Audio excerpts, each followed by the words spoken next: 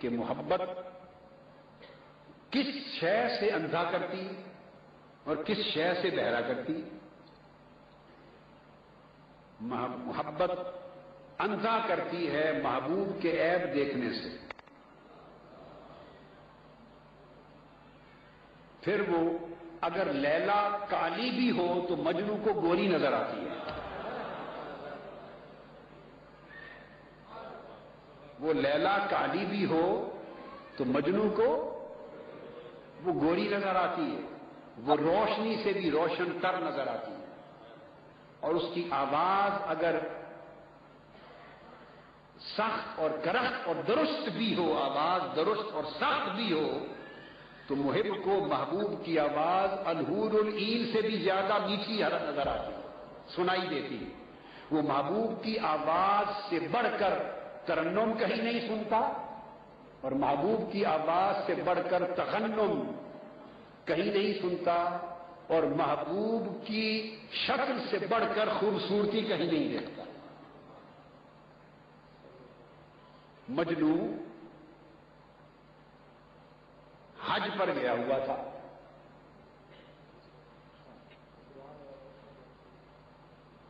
یہ اگر میں بھول نہیں رہا تو امام ابن قدامہ کی روایت بیان کر رہا ہوں، علامہ ابن قدامہ کی کتاب البکا کی، اور یہ جلیل القدر امام محدث اور فقیہ مجتہد ہیں، فقہ حنبلی کے۔ اگر اس وقت استحضار میں مجھے پرابلم نہیں ہو رہا تو مجھے خیال یہ گزر رہا ہے، میرے مطالعہ میں گزری ہے، دوران حج مجنو حج پر تھا، اور یہ شاید آپ کو معلوم نہیں، آپ سمجھتے ہوں گے کہ کوئی مفروضہ ہے مجنو یا تخیلاتی خاکہ ہے، آپ یہی سمجھتے ہیں نا کہ یہ شاعروں کا تراشیدہ کوئی بت ہے، یہ سمجھتے ہیں؟ نہیں، ایسی بات نہیں۔ مولانا روم نے بڑا تذکرہ کیا ہے مجنو کا، عشق کے پیکر اور عشق کے نمائندہ کے طور پر۔ مجنو تابعین میں سے تھا، یہ بھی سن لیں، اور ساری دنیا پہلی بار یہ بات جان لے۔ مجھے معلوم ہے جہاں تک آواز جا رہی ہے سب چونک اٹھیں گے۔ مجنو تابعین میں سے تھا، اس نے تابعین کا زمانہ پایا اور کئی صحابہ کو دیکھا۔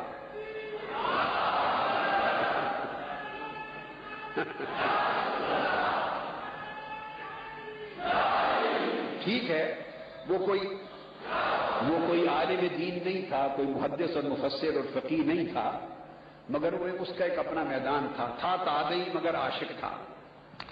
تو مجنو ایک تابعی، مجنو تابعی تھا۔ حاجی صاحب حیران ہو گئے۔ اب حاجی صاحب سوچیں گے ان کے ہاں کئی اور لوگ تقریریں کرنے آتے ہیں تو وہ فتویٰ لگا دیں گے، آپ کو گھبراہٹ نہیں، فتویٰ لگائے تو میری طرف ریفر کر دیں، میں آپ کو جلیل القدر ائمہ محدثین اور اسماء و رجال کی کتابوں کے حوالے لکھ کے بھیج دوں گا۔ تو حج کر رہا تھا مجنو، دوران حج حجاج میں سے کسی شخص نے اپنی بیوی کو آواز دی، اس کی بیوی کا نام لیلا تھا،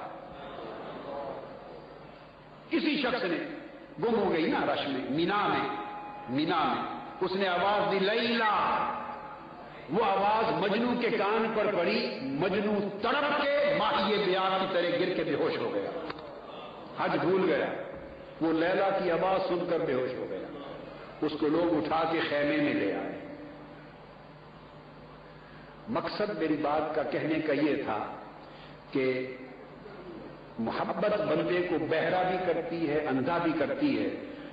محبوب کے نام جیسا محب کو کوئی نام نظر دکھائی نہیں دیتا، محبوب کے کام جیسا کوئی کام نظر نہیں آتا، محبوب کی شکل جیسی کوئی شکل دکھائی نہیں دیتی، محبوب کی آواز جیسی اسے جنت میں اور حور العین کے نغمے بھی محبوب کی کھردری آواز جیسے بھی دکھائی نہیں دیتے۔ اگر یہ کیفیت نہ ہو جائے تو وہ صاحب محبت ہی نہیں ہے۔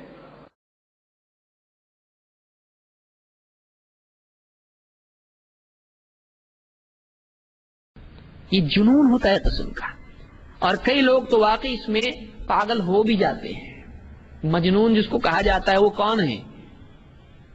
یہ ابتدائی دور کے لوگوں میں سے ہے، اور لیلا جو ہے یہ کوئی ایک فرضی یہ معاملہ نہیں ہے، یہ واقعی گزر چکے ہیں اس طرح کے. بعض لوگوں نے اللہ ان کو ہدایت دے، انہوں نے کہا یہ تابعین میں سے تھا مجنون. تابعین کے دور میں وہ تھا، لیکن تابعی کس کو کہتے ہیں؟ والذین اتبعوہم بإحسان، جنہوں نے صحابہ کی بہترین طور پر اتباع کی. لیلا کی شادی ہو چکی تھی پھر بھی یہ اس پر فدا تھا. یہاں تک کہ امام الذہبی نے نقل کیا ہے اس کو تاریخ اسلام میں بھی اور سیر اعلام النبلاء میں بھی، کہ حج میں وہ تھا اور کسی نے صرف لیلا پکارا، کسی کو پکارا تو یہ بے ہوش ہو گیا نام سن کے. اتنا اس کے اوپر فدا ہو رہا اللہ کی طرف، اللہ اکبر سے کبھی بے ہوش نہیں ہو رہا. تو شادی شدہ عورت تھی وہ، اس کے پیچھے ہی پڑ گیا تھا اور اس کو کبھی چین نہیں آتا تھا، کبھی اس ملک میں، کبھی اس علاقے میں، کبھی یہاں وہاں. کچھ روایت اس سلسلے میں آئی ہے کہ اس کو باندھ کے رکھا گیا تو اس نے اپنے ہاتھ کھا لیا. تو یہ کیا ہے؟ یہ اسلام ہے، اسلام ہے.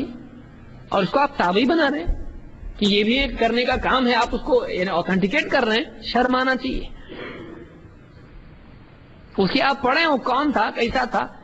کون سے علماء؟ بخاری نے لی مجنون سے حدیث، کسی نے ذکر کیا مجنون کا دینی طبقوں میں، اولیاء اللہ میں کسی نے ذکر کیا، آپ تابعی بول رہے ہیں اس کو. شیخ الاسلام ہے اوپر سے،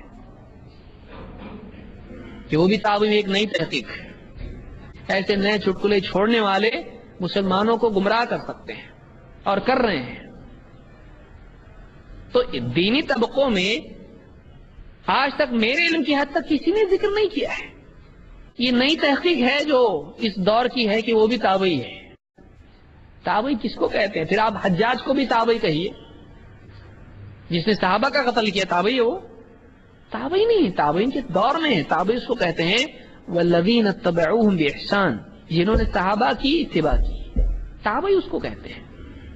ورنہ کوئی بھی آدمی، خوارج بھی تابعی ہو جائیں گے جنہوں نے حضرت علی سے جنگ کی. کیا آپ کس کو بھی تابعی بنا سکتے ہیں؟ صرف کسی دور میں ہو جانے سے وہ تابعی نہیں ہوتا ہے، یہ بھی یاد رکھیے. جیسے صحابہ کے دور میں، نبی صلی اللہ علیہ وسلم کے دور میں ہونے سے وہ صحابی نہیں ہوتا ہے، اس کا اسلام ہونا چاہیے. اور اسی طرح سے صحابہ کے ساتھ جس کا معاملہ تھا اس کا دین ہونا چاہیے. والذین اتبعوہم بإحسان، جنہوں نے بہترین طور پر صحابہ کی اتباع کی، وہ تابعی ہیں، وہ تابعی ہیں. ورنہ اس زمانے میں کئی حدیث گھڑنے والے بھی تھے جنہوں نے اللہ کے نبی صلی اللہ علیہ وسلم پر حدیثیں گھڑی.